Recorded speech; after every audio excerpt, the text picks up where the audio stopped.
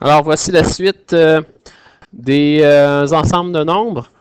Nous avons donc défini à la page précédente les différents ensembles. On se rappelle, hein, le n, c'est les nombres naturels positifs.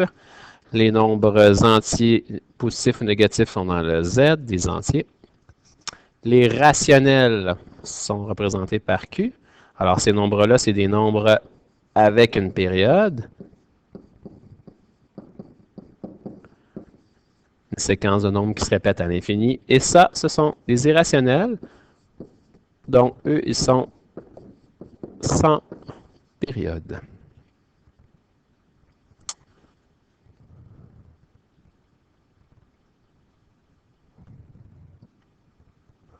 Alors maintenant, ce qu'il s'agit de faire, c'est de placer les différents nombres qui sont au bas de la page dans les bons ensembles. Alors, le nombre 2, est-ce que c'est un nombre qui appartient au naturel, aux entiers z, aux rationnels ou aux irrationnels? Peut-être est marqué aussi à côté. Alors, naturels sont ici. Naturel. Un seul T, là. En fait, il y avait la petite ligne pour les écrire.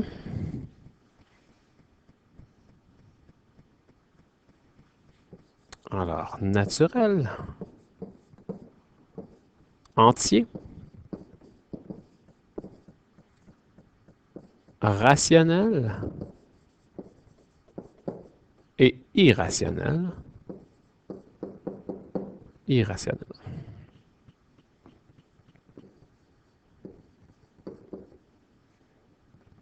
Alors, à tour de rôle, on prend le nombre 2. Le nombre 2 appartient à plusieurs familles. Hein. Le nombre 2, c'est un nombre naturel. C'est aussi un nombre entier. C'est aussi un nombre rationnel, puisqu'il a une période.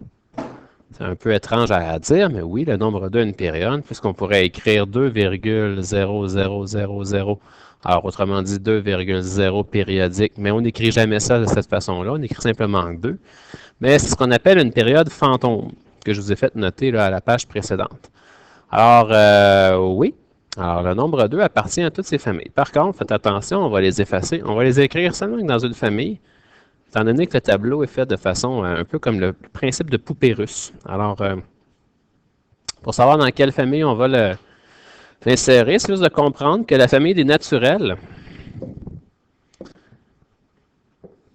est incluse dans la famille des nombres entiers. Si je fais un encadré, ce carré-là est inclus dans le plus grand carré qui est ici. Alors, en le mettant dans le carré des naturels, mon 2 fait aussi partie de la famille des entiers, fait aussi partie de la famille des nombres rationnels. Et en même temps, on n'avait pas défini ce groupe-là. Le dernier groupe qui me reste à définir, les nombres réels,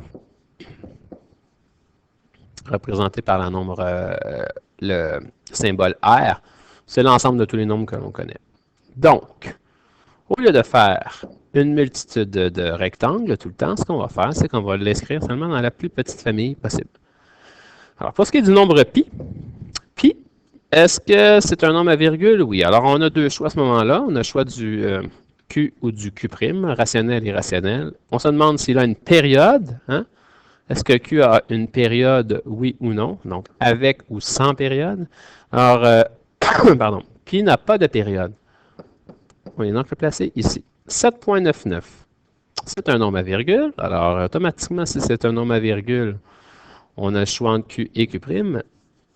Est-ce qu'il a une période? Certains diront que non, mais un peu comme je disais tantôt, 7,99, on pourrait rajouter une série de zéros sans affecter sa quantité. Ce qui veut dire qu'à la limite, on pourrait écrire 7,990 périodique, mais on n'écrit jamais ça de cette façon-là, on écrit simplement que 7,99. Donc, ce nombre-là a une période, c'est que c'est une période fantôme. Et ainsi de suite. Alors, moins 203 891, c'est un nombre entier. Du moins, il n'y a pas de partie, il n'y a pas de virgule dedans visible pour l'instant. Est-ce que c'est négatif? Oui. Alors, on l'envoie dans les entiers. Et on continue de la sorte en plaçant chacun de nos nombres. Toujours en se posant les mêmes questions. Une demi, ça veut dire que c'est 0,5, ça? C'est un nombre à virgule. Si c'est à virgule, ça veut dire que c'est Q ou Q'. À ce moment-là, on se demande s'il a une période. Il en a une, c'est une période fantôme qu'on n'inscrit pas, mais il a tout de même une période. Alors, peut-être le noter ici là, que dans les rationnels, il y a aussi présence de périodes fantômes. C'est pas vraiment le vrai mot, mais c'est un mot que les élèves retiennent. Moins 0,33333. Alors, c'est un nombre à virgule. J'ai le choix de Q qui prime. Est-ce qu'il a une période? Oui. C'est le chiffre 3 qui représente la période. Alors, ce nombre-là est dans les rationnels. On a un nombre entier ici, moins 5. Il est négatif. On n'a pas le choix en place là.